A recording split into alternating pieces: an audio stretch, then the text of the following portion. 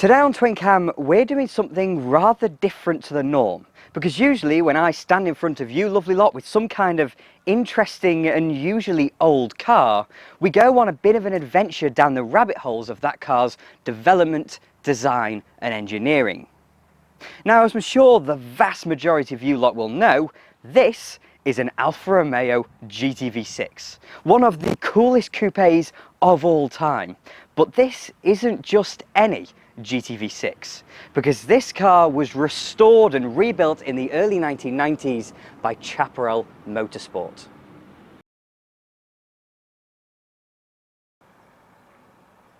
But before we get into it, Twin Cam is proudly supported by Bidding Classics, the online marketplace for cool and appreciating classic cars, where this very Chaparral GTV6 will be going for auction very soon.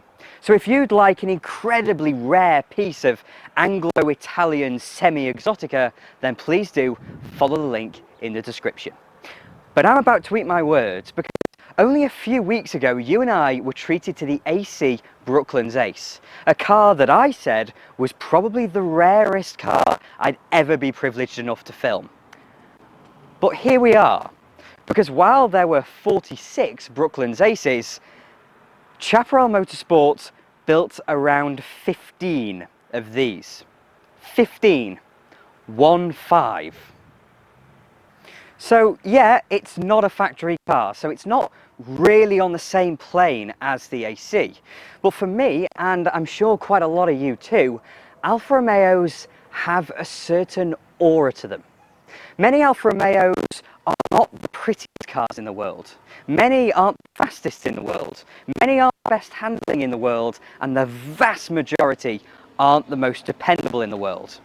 But somehow this silly little company from Milan has built cars that we, as car enthusiasts, are somehow innately drawn to.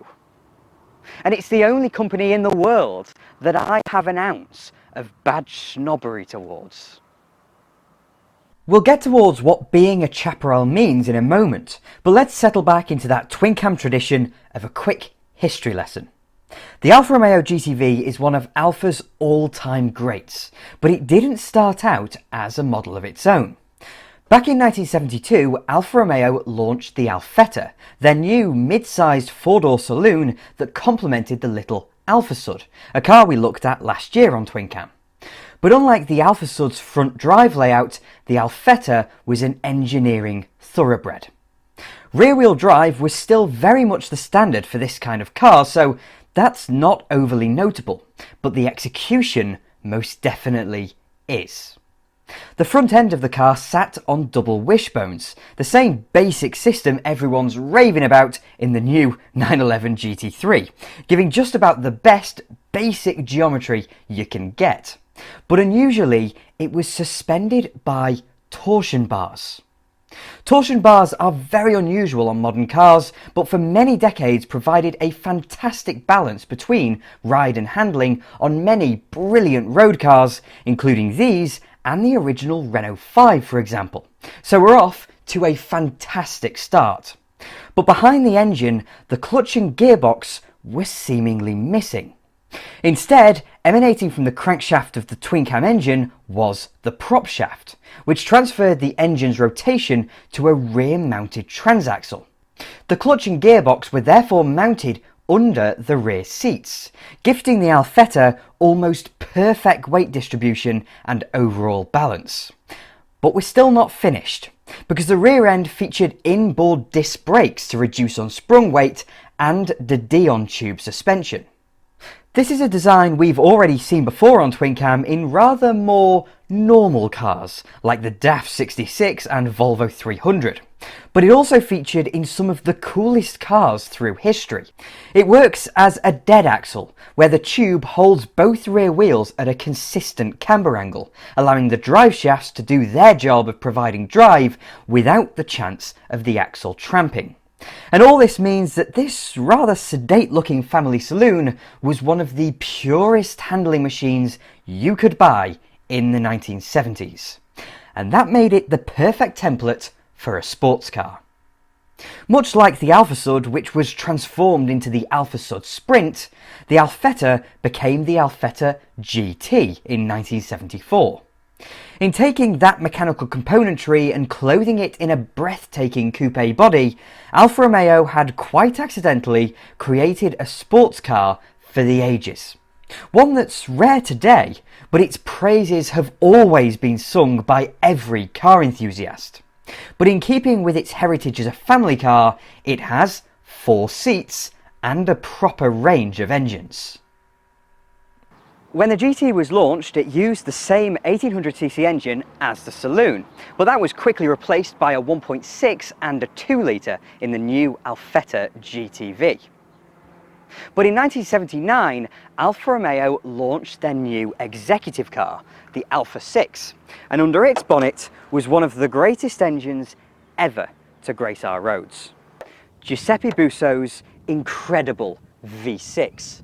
And it didn't take long before the Alfetta name was dropped, and that engine was dropped in here, creating the Alfa Romeo GTV6. The GTV6 was a legend in its own time, being victorious in the British Saloon Car Championship in 1983 and winning its class in the European Touring Car Championship a scarcely believable 4 years in a row between 1982 and 85.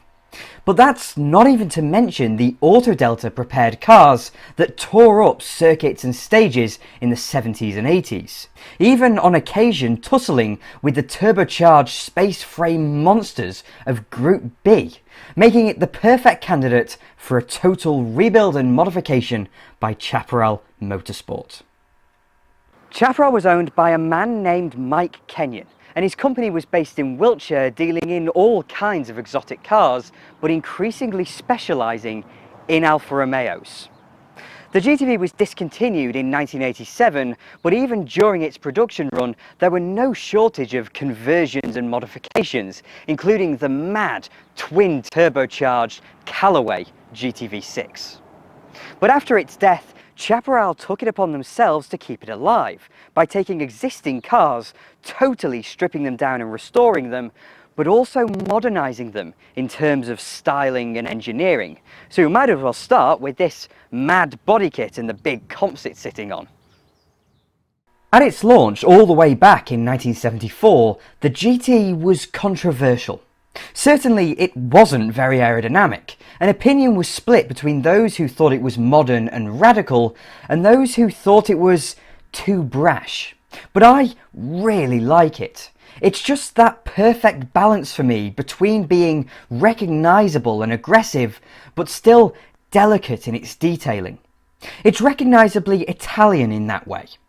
But this car's conversion took place in 1991, and stylistically, the early 90s are far removed from the early 70s. As such, the Chaparral is so much more aggressive than the original, with the vented bonnet bulge the centrepiece to the flared wheel arches and deep bumpers.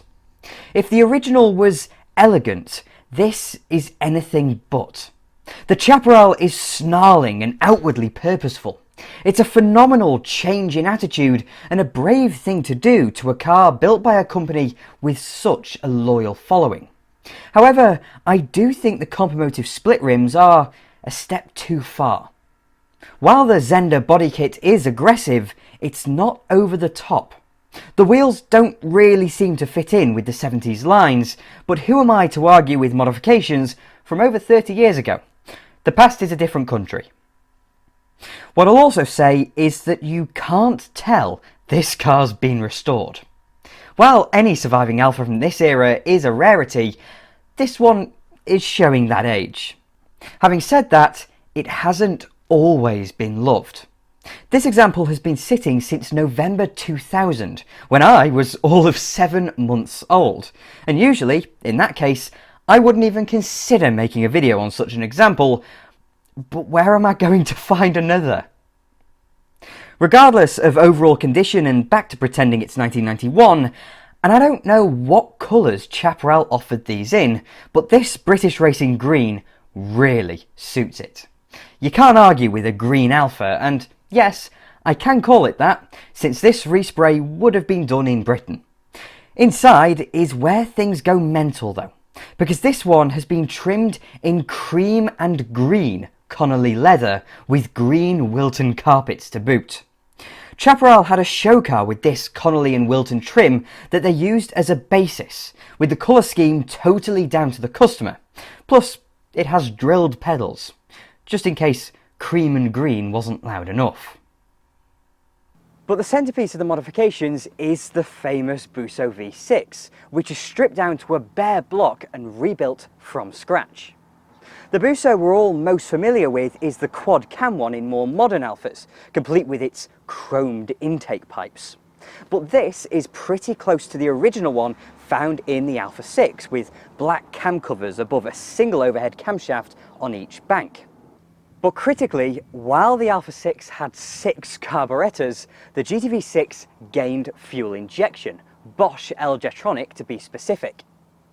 And that, along with its 2.5 litre capacity, means 160 brake horsepower and 157 pound-feet of torque, which is pretty impressive for 1980. But in its rebuild, the Chaparral gains uprated pistons, a stronger, rebalanced crankshaft. The cylinder head is machined to perfection with the combustion chambers, ports and manifolds all matched together for the most efficient airflow. Finally, an AMSA exhaust is fitted, gifting the car 210 brake horsepower and an exhaust note simply to die for. It's at this point where I'd love to give you some of that exhaust note, but as I said, November 2000. I have heard it running on a jerry-rigged fuel system, but if you can't be satisfied without some Busso noises, then I made a video a couple of years ago about an Alfa 156. But anyway, the Busso is widely considered to be one of the greatest engines of all time, and to suit that refurbished engine, they didn't need to do all that much to the suspension. Chaparral fitted adjustable dampers, and it appears they just refurbished the rest, barring a modified clutch and those 7-inch wide wheels, leaving the bulk of the work to those brilliant Alfa Romeo engineers from 20 years prior. So clearly, a lot of work went into the restoration and conversion, but that was all done in 1991. Yet this car's history survives, and I have all the original invoices for the work.